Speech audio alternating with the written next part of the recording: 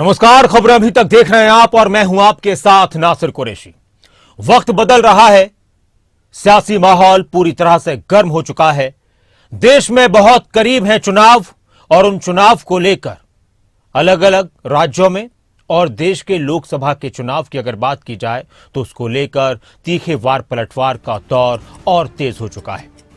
प्रधानमंत्री नरेंद्र मोदी ने लोकसभा में राष्ट्रपति द्रौपदी मुर्मू की स्पीच पर अभिभाषण पर भाषण दिया और इस मौके पर उन्होंने विपक्ष पर, खासतौर से कांग्रेस पर जमकर निशाना साधा। परिवारवाद को लेकर तीखा बयान दिया। लोकसभा में पीएम मोदी ने अपने कार्यकाल की उपलब्धियों को गिनवाते हुए कहा कि देश में एक ऐसे मंदिर का निर्माण हुआ है। इसी के साथ पीएम ने कहा कि आंकड़ों के चक्कर में नहीं पड़कर देश का मूड देखें तो लगता है कि एनडीए 400 के पार जाएगा। की बार पूरा देश कह रहा है, अब की बार खड़गे जी भी कह रहे हैं। देश का मिजाज एनडीए को तो 400 पार कर पाई के रहेगा, लेकिन भारतीय जनता पार्टी को 370 सीट अवश्य देगा। और अब की बार पूरा देश कह रहा है, अब की बार प्रधानमंत्री नरेंद्र मोदी ने लोकसभा में संबोधित करते हुए परिवारवाद की राजनीति के बहाने कांग्रेस पर भी जमकर निशाना साधा। इससे अधिक अनेक लोग अगर राजनीतिक क्षेत्र में भी प्रगति करते हैं, उसको हमने कभी परिवारवाद नहीं कहा है। हम परिवारवाद की चर्चा वो करते हैं जो पार्टी परिवार चलाता है, जो पार्टी परिवार के लोगों को प्राथमिकता देती है, जो पार्टी के सारे निर्णय परिवार के लोग ही करते हैं, वो परिवारवाद है। न राजनाथ जी की कोई पॉलिटिकल पार्टी है, न अमित शाह की कोई पॉलिटिकल पार्टी है। और इसलिए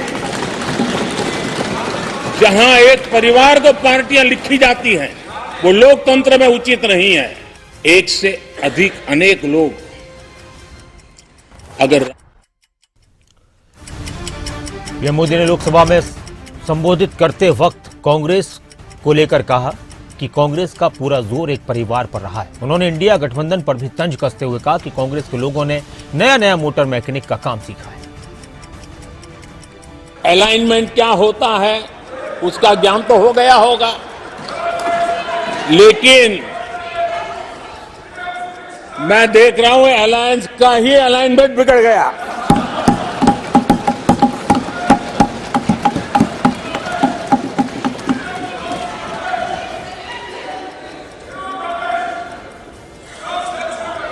इनको अपने इस कुनबे में अगर एक दूसरे पर विश्वास नहीं है तो ये लोग देश पर विश्वास कैसे करेंगे? अलाइनमेंट क्या होता है? लगातार कई मुद्दों को लेकर विपक्ष को घेरते नजर आए प्रधानमंत्री नरेंद्र मोदी लोकसभा के अंदर और इसके साथ ही तंज भी किया कांग्रेस को लेकर। उन्होंने कहा, विपक्ष को लेकर उन्होंने कहा कि एक ही प्रोडक्ट को बार बार लॉन्च करने के चक्कर में अपनी ही दुकान को ताला लगाने की नौबत आ गई। एक ही प्रोडक्ट बार बार लॉन्च करने के चक्कर में कांग्रेस की दुकान ताला लगने की नौबत आ गई। अरे दुकान हम नहीं कह रहे, आप लोग कह रहे हैं। आप लोग कहते हैं दुकान खोलिए। एक ही प्रोडक्ट बार बार लॉन्च करने के चक्कर में कांग्रेस की दुकान ताला लगने की नौबत आ गई। अरे दुकान हम नहीं कह रहे, आप लोग कह रहे हैं। आप लोग कहते हैं दुकान खोलिए। एक ही प्रोडक्ट।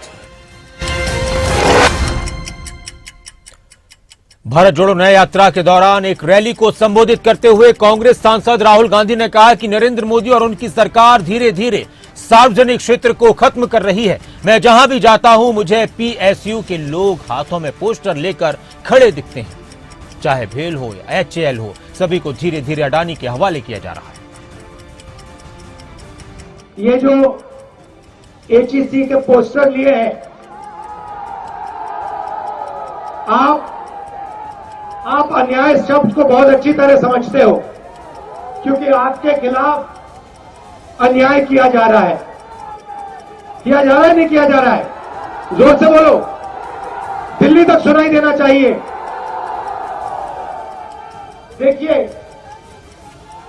पब्लिक सेक्टर एंटरप्राइज है, इसका आस्ते आस्ते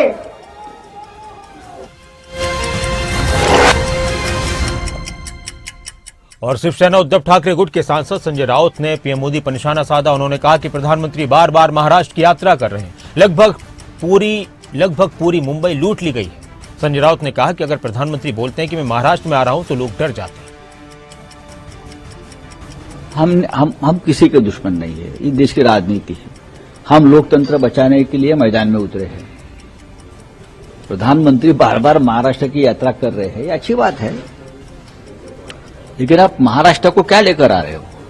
जब यहां आते हो तो राज्य की जनता डर जाती है, मुंबई के लोग डरते हैं। अब यहां से क्या खींच कर लेके जाएंगे?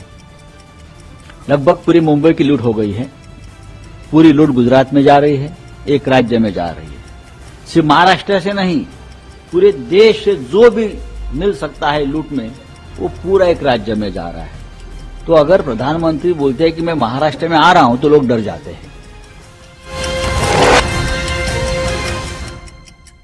तो वहीं जयराम रमेश कांग्रेस के नेता, उन्होंने झारखंड के मुद्दे को उठाते हुए बीजेपी पर जमकर निशाना साधा। जो विश्वास मत प्राप्त करना है चंपाई सोरेन जी को, वो होगा। देखिए, ये 28 जनवरी को नीतीश कुमार जी इस्तीफा देते हैं। 28 जनवरी को ही नीतीश कुमार जी को फिर से सीएम पद के लिए शपथ दिया जाता है। 31 जनवरी को हेमंत सोरेन इस्तीफा देते हैं। 2 दिन लगते हैं चंपाई सोरेन को मुख्यमंत्री बनाने में, और उनको सिर्फ 5 फरवरी तक समय दिया जाता है कि आप विश्वास मत जीतो। नीतीश कुमार जी को 12 फरवरी तक समय दिया गया है। ये क्यों? क्योंकि बीजेपी का मानना है कि झारखंड में एमएलए का लेन देन आसान होगा और हम इंडिया ब्लॉक को यहाँ तोड़ेंगे। वो इसमें विफल होंगे। हमारे पास बहुमत। झारखंड के पूर्व मुख्यमंत्री हेमंत सोरेन ने विधानसभा में कहा कि झारखंड है, ये देश का ऐसा राज्य है जहां के हर कोने कोने में आदिवासी दलित वर्गों से अनगिनत सिपाहियों ने अपनी कुर्बानी दी है। ईडी, सीबीआई, आईटी जैसे जिन्हें देश की विशेष और काफी संवेदनशील व्यवस्थाएं कही जाती हैं, उसको लेकर भी दुरुपयोग किया जा रहा है।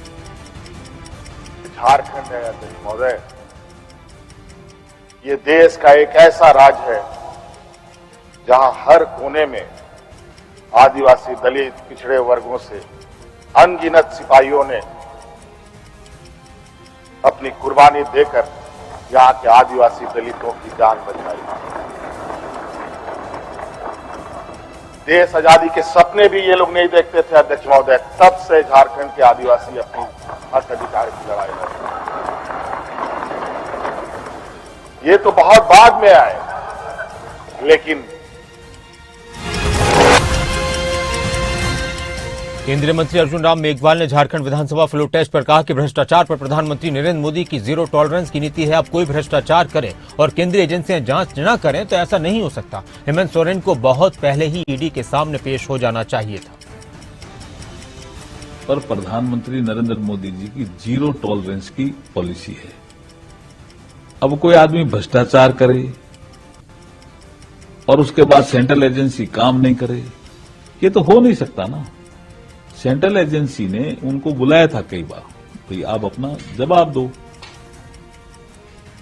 और वो भ्रष्टाचार में अगर नहीं लिप्त है तो उनको तो बहुत पहले ईडी के सामने पेश हो जाना चाहिए था। इसलिए भ्रष्टाचार पे और इस भ्रष्टाचार को लेकर के जो विपक्ष के दूसरे लोग हैं जो उनको मदद कर रहे हैं, वो मुझे ऐसा लगता है कभी कभी कि सारे जो भ्रष्टाचार में काफी लिप्त। बिहार के उप मुख्यमंत्री सम्राट चौधरी ने विपक्ष पर जमकर निशाना साधा, कांग्रेस पर, आरजेडी पर, और ये भी कहा कि भ्रष्टाचारी झारखंड के पूर्व मुख्यमंत्री हेमंत सोरेन को जेल में बंद किया गया और कई राज्यों में ऐसी स्थिति बनेगी जो भ्रष्टाचारी हैं, लुटेरे हैं, जो अपराध करेगा उसको बख्शा नहीं जा सकता। सम्राट चौधरी अभी बिहार में अध्यक्ष भी हैं बीजेपी के और लगातार उनकी तरफ से विपक्ष पर निशाना साधा जा रहा है कि वहां भ्रष्टाचारी को जेल में बंद किया गया और कई राज्यों में ऐसी स्थिति बनेगी, चिंता मत कीजिए। जो भ्रष्टाचारी है, लुटेरे हैं, जो अपराध करेगा उसको बख्शा नहीं जा सकता है कि वहां और कई राज्यों में ऐसी स्थिति बनेगी, चिंता मत कीजिए। जो भ्रष्टाचारी है, लुटेरे हैं, जो अपराध करेगा उसको बख्शा नहीं जा सकता है कि वहां भ्रष्टाचारी को जेल में बंद किया गया। झारखंड विधानसभा में फ्लोर टेस्ट के बाद झारखंड मुक्ति मोर्चा के सांसद महुआ माझी ने कहा कि ये लोकतंत्र की जीत है। जिस तरह से सभी विधायक एकजुट रहे, ये हेमंत सोरेन की सूझबूझ से ही संभव हुआ। कांग्रेस, राजद और सभी ने जिस तरह से मिलकर रणनीति बनाई, असंभव को संभव कर दिखाया। आप देखिए, ये लोकतंत्र की जीत है और जिस तरह से सभी विधायक एकजुट रहे, ये माननीय हेमंत सोरेन जी की सूझबूझ से संभव हुआ। साथ में कांग्रेस और राजद तमाम लोगों ने मिलकर जिस तरह की रणनीति बनाई और ये बहुत ही असंभव को संभव करके दिखाया गया है। आज मुझे लगता है ये एक मिसाल बन गया है, एक इतिहास बन गया है और जो भी राज्य जहां भाजपा की सरकार नहीं है, जिन्हें भी डराया धमकाया जाता है, वो हमेशा कोशिश करेंगे कि माननीय हेमंत सोरेन जी जिस तरह से आगे बढ़े हैं उनकी नक्शे कदम पे चलना चाहिए।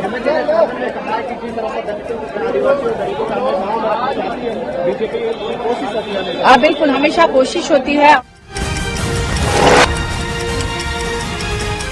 दिल्ली के मुख्यमंत्री अरविंद केजरीवाल ने क्राइम ब्रांच के नोटिस पर कहा कि क्राइम ब्रांच से नौटंकी करवाई जा रही है। लगातार वो सवाल उठा रहे हैं ईडी की कार्रवाई पर भी, क्राइम ब्रांच पर भी, और इस बार उन्होंने कहा कि क्राइम ब्रांच से नौटंकी करवाई जा रही है। कोई बात नहीं, हम अपना जवाब देंगे अगर कोर्ट में हमसे जवाब। वो लोग ये पूछने के लिए, पहली बात तो मेरे को बड़ा अजीब लगा। मतलब मैं ये सोच रहा था, मुझे बहुत दया आ रही थी, वो जो ऑफिसर जिसको इन्होंने भेजा था क्राइम ब्रांच के एक ऑफिसर को। एक युवा जब पुलिस ज्वाइन करता है तो एक बड़े आइडियलिज्म के साथ ज्वाइन करता है कि मैं देश के लिए काम करूंगा, समाज की रक्षा करूंगा, अपराधियों को पकड़ूंगा, क्राइम कम करूंगा, महिलाओं की सुरक्षा करूंगा। वो कभी ये नहीं सोचता कि मेरे से नौटंकी करवाएंगे ये। अब वो जो कल आए थे ऑफिसर्स क्राइम ब्रांच के, 5 घंटे तक मेरे घर के सामने उनसे नौटंकी करवाई इन लोगों ने। 5 घंटे तक उन्होंने आतिशी के घर के सामने नौटंकी। दिल्ली सरकार में मंत्री सौरभ भारद्वाज ने ईडी की कार्रवाई पर सवाल उठाए और कहा कि जिस तरीके से हेमंत सोरेन को गिरफ्तार करने के बाद वहां पर राजनीतिक नौटंकी चली है, इससे बात साफ हो जाती है कि ईडी का असली मकसद हेमंत सोरेन की सरकार गिराना था। लगातार ईडी की कार्रवाई को लेकर बीजेपी पर विपक्ष के नेता सवाल उठा रहे हैं। ईडी की कार्रवाई को जहां एक तरफ राजनीतिक द्वेष की कार्रवाई बताया जा रहा है, तो वहीं सरकार के नुमाइंदों का कहना है कि जहां भ्रष्टाचार होगा वहां पर ईडी की कार्रवाई जरूर होगी। देखिए, जिस तरीके से हेमंत सोरेन साहब को गिरफ्तार करने के बाद वहां पे राजनीतिक नौटंकी चली, जिसमें पूरी कोशिश ये की गई कि उनको, उनकी सरकार को या उनकी पार्टी को दोबारा सरकार ना बनाने दी जाए, इससे ये बात साफ हो जाती है कि असली मकसद ईडी का हेमंत सोरेन की सरकार गिराना था और उनकी सरकार दोबारा ना बने जेएमएम की। ये हरियाणा के गृह मंत्री अनिल विज अपने बयानों को लेकर सुर्खियों में रहते हैं, बेबाक टिप्पणियों को लेकर चर्चाओं में रहते हैं। एक बार फिर से उन्होंने दिल्ली के मुख्यमंत्री अरविंद केजरीवाल पर निशाना साधा। अरविंद केजरीवाल को रंगिया गिद्दड़ करार देते हुए कहा कि केजरीवाल जैसे रंगिया गिद्दड़ को बीजेपी लेना भी नहीं चाहती और ये लोग जो चोला ओढ़कर राजनीति में आए हैं, वो चोला समय के थपेड़ों से फट गया है और नीचे से असली केजरीवाल नजर आने लगे। ऐसे आदमी को बीजेपी में कोई स्थान नहीं, हम केजरीवाल जैसे रंगिया गिद्दड़ को लेना भी नहीं चाहते। ये जो चोला ओढ़कर राजनीति में आए थे, समय के थपेड़ों से वो चोला फट गया तो नीचे से असली केजरीवाल नजर आने लग गया। तो ऐसे गंदे आदमी के लिए बीजेपी में कोई स्थान नहीं है। नहीं, हम केजरीवाल जैसे रंगिया गिद्दड़ को लेना भी नहीं चाहते। चंडीगढ़ मेयर चुनाव पर सुप्रीम कोर्ट की टिप्पणी के बाद आम आदमी पार्टी के नेता लगातार बीजेपी पर निशाना साध रहे हैं। आम आदमी पार्टी के नेता अनुराग ढांडा ने बीजेपी पर निशाना साधते हुए मेयर चुनाव को लेकर ये कहा कि जिस तरह से लोकतंत्र की हत्या हुई है, सुप्रीम कोर्ट ने भी इसको करार दिया है और सारी बातों के साथ साथ उन्होंने और भी कई सवाल उठाए। भारतीय जनता पार्टी चंडीगढ़ के मेयर चुनाव में लोकतंत्र के खिलाफ साजिश कर रही थी। लोकतंत्र के बाहर जाके गलत तरीके से मेयर की कुर्सी को हथियाने की कोशिश कर रही थी। सुप्रीम कोर्ट ने ठीक उसी लाइन पर आदेश दिया है जो आम आदमी पार्टी पूरे देश में मुद्दा उठा रही थी कि भारतीय जनता पार्टी ने ये लोकतंत्र को खत्म करके तानाशाही तरीके से अपना मेयर बिठाने की साजिश की थी। कोई शक नहीं रहा कि भारतीय जनता पार्टी चंडीगढ़ के मेयर चुनाव में लोकतंत्र के खिलाफ साजिश कर रही थी। लोकतंत्र के बाहर जाके गलत तरीके से मेयर की कुर्सी। वहीं दिल्ली में बीजेपी के सांसद मनोज तिवारी ने अरविंद केजरीवाल पर जमकर निशाना साधा। क्या कुछ था वो? देखिए, जो भ्रष्टाचार करेगा उसकी तो जांच होनी ही चाहिए। पहली बार ऐसा हो रहा है कि अरविंद केजरीवाल जी भ्रष्टाचार के उस आरोप में जहां उनके 2 मंत्री जेल में चले गए हैं, सवालों का जवाब देने से भाग रहे हैं, 5-5 सम्मन का अनादर कर चुके हैं। तो दिल्ली की जनता को क्या सिखा रहे हैं कि कानून का पालन मत करो? क्या ये ठीक है? अगर समाज में लोग कानून का पालन करना छोड़ दें तो सोचिए कितनी बड़ी अराजकता आ जाएगी। तो मेरा मानना है कि अरविंद केजरीवाल जी को जांच एजेंसियों से भागने नहीं चाहिए, उनके जवाब देने चाहिए। अगर वो सांच हैं तो उनको डरना नहीं चाहिए। ऊपर से मैं उनकी एक प्रवृत्ति देख रहा हूं जो पुरानी है। आम आदमी पार्टी के सांसद संदीप पाठक ने बेरोजगारी के मुद्दे पर मोदी सरकार पर जमकर निशाना साधा और जवाब मांगा कि सरकार आंकड़े क्यों जारी नहीं करती, सरकार उत्तर छुपाना चाहती है। कि क्या सरकार ने पिछली 10 सालों में कितनी नौकरियां, सरकारी नौकरियां दी? उत्तर आया सतत प्रक्रिया है, मिशन मोड में काम कर रहे हैं। मैंने पूछा कि जो आप 9.5 लाख के आसपास खाली पद है, कब तक भरने का प्लान है? उत्तर आया सतत प्रक्रिया है, मिशन मोड में। कुछ भी प्रश्न पूछो, आपका उत्तर यही है, सतत प्रक्रिया है, मिशन मोड में काम चल रहा है। मैं सरकार को क्रिटिसाइज नहीं करना चाहता हूं, आपके समक्ष ये रखना, या तो सरकार के पास इसका उत्तर नहीं है या उत्तर है तो छुपाना चाहती है। तो फिर कैसे हम श्रेष्ठ बनेंगे? जब उत्तर छुपाने लगेंगे तो श्रेष्ठ कैसे बनेंगे? अमृतकाल की संभावनाओं का क्या होगा? ये पैच ऑफ वर्क से काम नहीं चलेगा। कि क्या सरकार ने पिछली 10 सालों में कितनी नौकरियां, सरकारी नौकरियां दी? उत्तर आया सतत प्रक्रिया है, मिशन मोड में काम कर रहे हैं। मैंने पूछा कि जो हरियाणा के नेता प्रतिपक्ष भूपेंद्र सिंह हुड्डा ने बीजेपी सरकार पर जमकर हमला बोलते हुए कहा कि आने वाले चुनाव में अब कांग्रेस की सरकार आएगी, क्योंकि आज बीजेपी सरकार से हर कोई दुखी नजर आ रहा है। ये एक संकेत है, जिस तरह कार्यकर्ता आए और जिस जोश में थे, ये एक साफ संकेत है कि लोग मन बना चुके हैं कैप्टनवादी कि आने वाली हरियाणा में सरकार कांग्रेस पार्टी की होगी। ये एक संकेत है, जिस तरह कार्यकर्ता आए और जिस जोश में थे, ये एक साफ संकेत है कि लोग मन बना चुके हैं कैप्टनवादी कि आने वाली हरियाणा में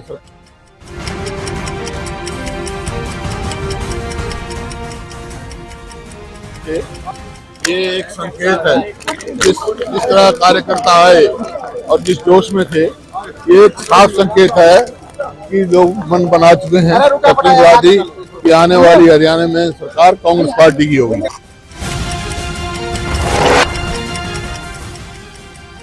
पंचकुला में एसआर के ग्रुप की यात्रा पहुंची। कांग्रेस नेता रणदीप सुरजेवाला ने सरकार पर जमकर निशाना साधा। बेरोजगारी और महंगाई जैसे मुद्दों पर सरकार को घेरा और कहा कि 10 साल में युवाओं को रोजगार नहीं मिला।